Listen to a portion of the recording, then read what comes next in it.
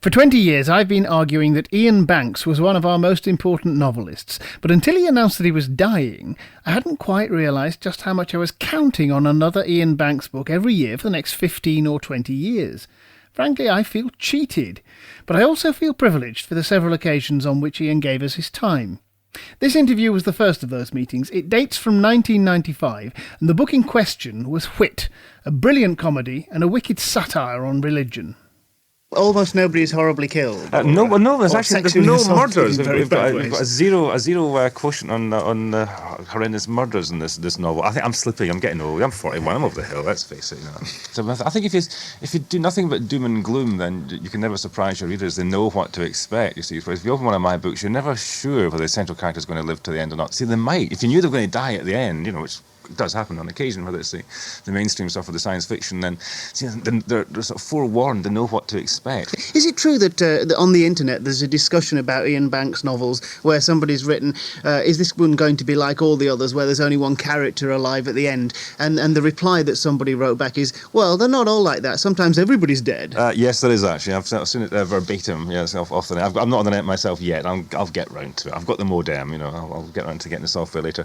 I've got a good friend who keeps me informed. He's on the net and he lets me know what the latest gossip is. Apparently I've now got a World Wide Web page, a site all of my own. Gosh, what for? You could write at last, You need to. I know. I'm not sure, but I think I could find lots of ways of wasting my time. Thank you very much. Without getting onto the net and finding a whole new way.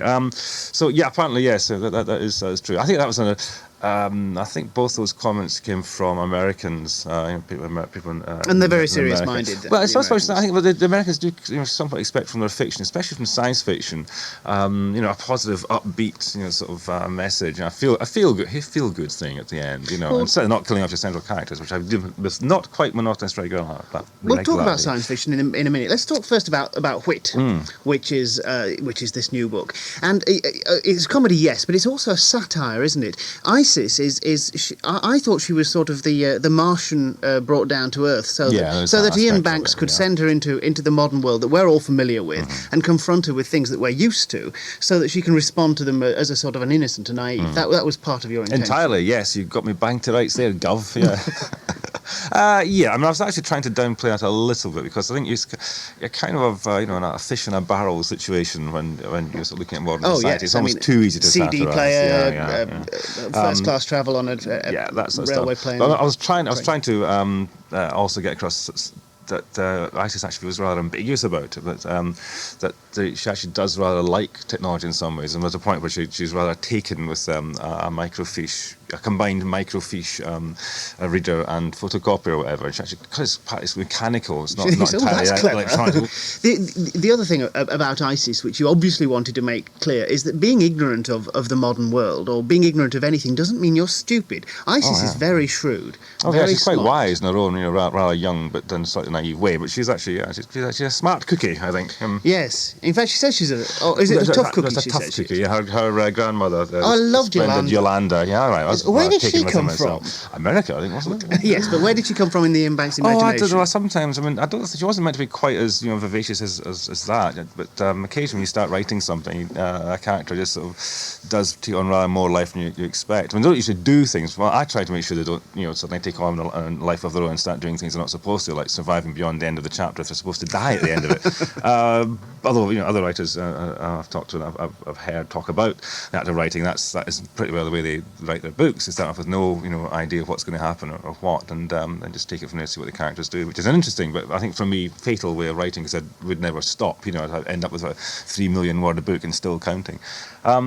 So Yolanda was just developed into this slightly bizarre character. The only thing I was a bit worried about was that she was kind of a sort of cultural cliche that she's American. She's terribly brash and she's always complaining about service and not being able to hang a left on a red light or whatever. That sort of stuff. Also, she's that kind of snappy American grandma. She's a pensioner and she's still full of life and wants to do all the exciting things. Yeah. That's all. I might be guilty of caricaturing there just a little. I'm not sure. Well, I wanted to talk some more about about this religion, because it is great fun. A lot of the comedy in the book comes from this cult religion, who are Luscantarians. Luscantarians, I'm not sure actually. How do you Yes. pronounce? There's a place called Luscantire in Harris, in the Outer Hebrides. Yeah, I think that's how you pronounce it.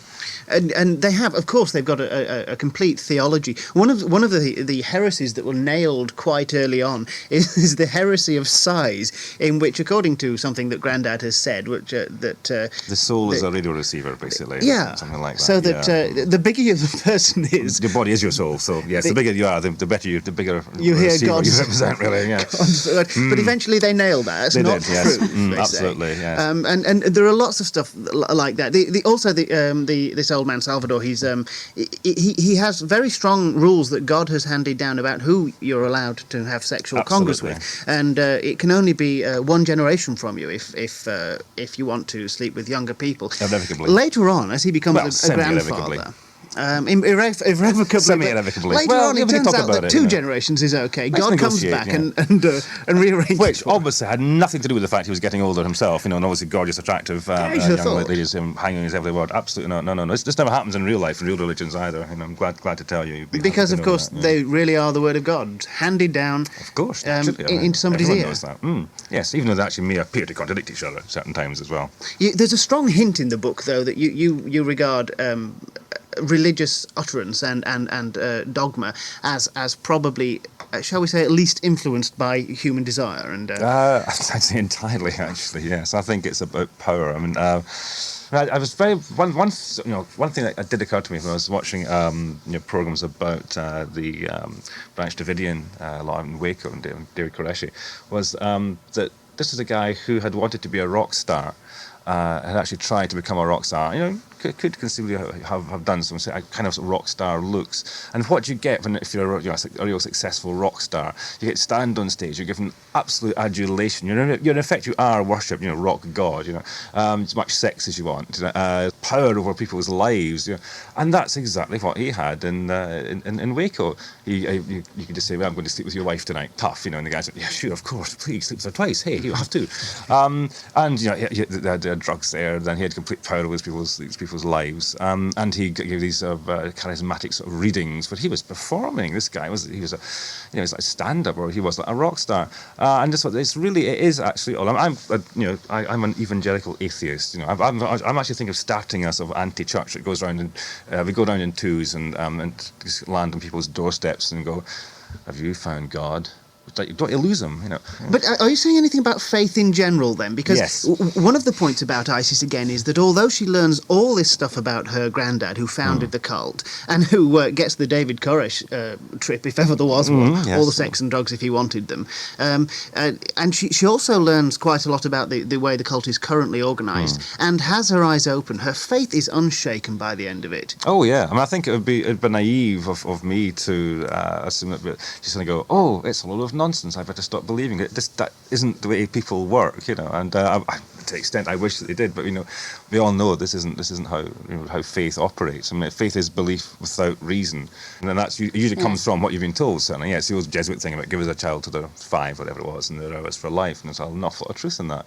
And people, I think, very often people who end up in cults, they tend to have had a religious background in the first place, usually a sort of mainstream religious background where they've been sort of brought up kind of half-heartedly as Christians, usually with parents who don't believe that deeply and maybe don't believe at all, but it's a done thing to send you to go to church whatever now and again, and so the virus, what Richard Dawkins has called it, that the meme of religious faith and belief is in there. It's been implanted, and when as often happens in adolescent years, they decide that the world isn't such a wonderful place and they feel all insecure and all the rest, and they're looking for the standard thing an awful lot of people do, which is wanting to stop having to make their own decisions and not take responsibility from their own lives. They suddenly find this cult that says, hey, come and join us, you don't have to make any more decisions, you just have to come and do as you're told, and life will be wonderful, and the poor little beggars do it as well. So Yes, thoughts of Chairman Iain. Thank you very much. So how carefully did you think through the cult that you've got in your book? Because it's great fun. I mean, this is a very colourful one.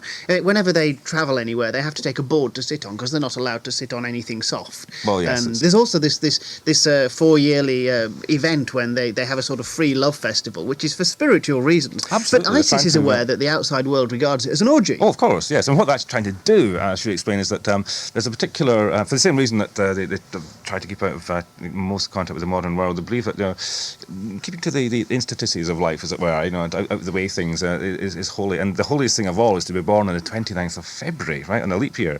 So to try and up the odds for this a bit, they have a sort of this quadrennial sort of orgy, basically, if you want to call it that, at the end of May, the year before the leap year. And that's, kind of comes into the plot and so on. So you're just trying to up the chances of children being born on February 29th. And that's the way as ISIS has been herself. I've no doubt you've been doing lots of interviews around one or two about Whit. I'm going to ask you a question. I bet nobody's asked you this yet. There are lots of bridges in this book, and they're mostly disused or damaged or falling into desuetude. Was that deliberate, or was that just an accident that you happened to keep writing bridges? Thank you for pointing that out. That's probably one of these sort of things where years later, I'll read some bit of critical research and say, well, obviously bridges are used as a failed communication, as a metaphor, and I'll go, God, yeah, I'm even more clever than I thought I was. Well, of course, you did write a book called The Bridge. The Bridge, well, that's right. Which was set on a bridge. That's a metaphysical kind of bridge. Yes. Yeah, I hadn't noticed that, actually. Good point. God, I like it when that happens. God, yeah. Well, just possibly it's my subconscious being clever, or just possibly it's just a coincidence. I know which one I'd rather go for.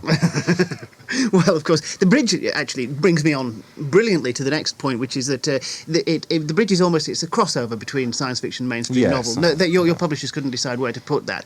And I wanted to ask you about the relationship between mainstream and science fiction. You're on record as admitting that your intention was to be a genre writer of science fiction. Oh, yes, and that's that as a sort of compromise, you grudgingly wrote some mainstream books in order to get well, one published. Was The Wasp Factory, but then discovered I quite liked it, and actually it was there was a sort of battle in my head at the time when I was thinking about writing the next book as a non-SF novel before I wrote The Wasp Factory, and like there's the hard line faction was sort of saying, how dare you, you're a science fiction writer, you can't give up the cause, and sort of cheat on your chosen genre just to try and get commercial success, or whatever. And then there's the pragmatic side. It was going, well, you want to be a writer, that's the main thing. You want to do what you love doing and get paid for it and get a book published before you're 30 or whatever. And there are just more opportunities. No, there's more publishers who publish, non-SF, who do mainstream novels, and so you've got a better chance of doing that. Eventually, obviously, the pragmatist won. But then I did discover I quite liked doing both. Once I discovered I could do both, I thought, well, yeah, this is the way to do it. So I have to say that in The Wasp Factory, there is one passage which, and no doubt everybody's drawn attention to it, is just unfaceable. I can't, every so often I want to give people The Wasp Factory and say, read this, it's amazing. And then I go, but on the other hand, do I want to do that to you? Do I want to inflict this particular dark corner of Iain Banks' imagination on anybody I actually like? Quite and in the end, yes. I have to tell you, you've lost a lot of readers that way, because Sorry. what I do in the end is bring out a cadet edition. No, I'll give them Espadère Street instead and say read this instead, because I think Espadère Street is my favourite. It's a good introduction, I think, as well. Yeah. Which is your favourite? Well, in technical terms, definitely Bridge. I think it's the best, best in terms of the craft of the novel. I think it's definitely the best. But I feel most affection for, I don't know, I possibly consider Fleabus the first of the SF novels. And it's just, it's very shapeless. It's a diametric opposite to The Bridge, which is very, very carefully sculpted and put together, whereas Fleabus is all over the place. I don't know, maybe I've very great affection for The Wasp Factory because it was a book that made the difference. And I think Crow Road, actually, the further away I get from it, the more affection I feel for it. I remember just go back and looking at it as a family saga. In effect, I thought the Crow Road worked extremely well. I quite enjoyed it. I think I kind of didn't disown it, but I used to sort of take a hard line about the fact it was a bit sort of soppy towards the end. But then so is Pedestrian a wee bit. There's a degree of sentimentality in there, and I'm always very cynical, very very iffy about sentimentality in my own work. There's a line in Whit that reminded me. There's a line about a silk shirt in what looked like barcode tartan, which made me laugh and reminded me that it's almost exactly the same line except with different nouns from The Crow Road, where somebody's wearing a tie, which seems to owe most of its inspiration to Mandelbrot, but could charitably be called Paisley. And That's quite good with that. I've forgotten that. Yeah, that made me laugh out Made me loud laugh as well. there. Yeah. How narcissistic! I'm laughing at them. Well, if you'd forgotten them, you're allowed. Yeah, well, that's true. Yeah, I remember. Yeah, I'd forgotten about the thing, but yeah, yes, there's a similarity as well. Yeah. There's less politics, or politics is less upfront in Whit than in some of your other books. But I think I'd be right in saying that all writing is political for you, isn't it? Yes, I wish it was more so in a way. I've never been very happy about my ability to actually get the politics in. I think it worked reasonably well as it ever has in Complicity. I think in Complicity it was fairly up front. I actually succeeded. Whereas like Canal Dreams, I was trying to do that and it didn't really come off. I don't think. Yeah, something like Whit, it doesn't really include politics in any obvious sense. I suppose the whole thing about power and all the rest of it and manipulation, then at basis, a very basic level, I suppose it does, but not on the surface. Iain Banks' Whit, spelt W-H-I-T, which is the name of the lead character, is a little brown book, and it's a snip at £15.99.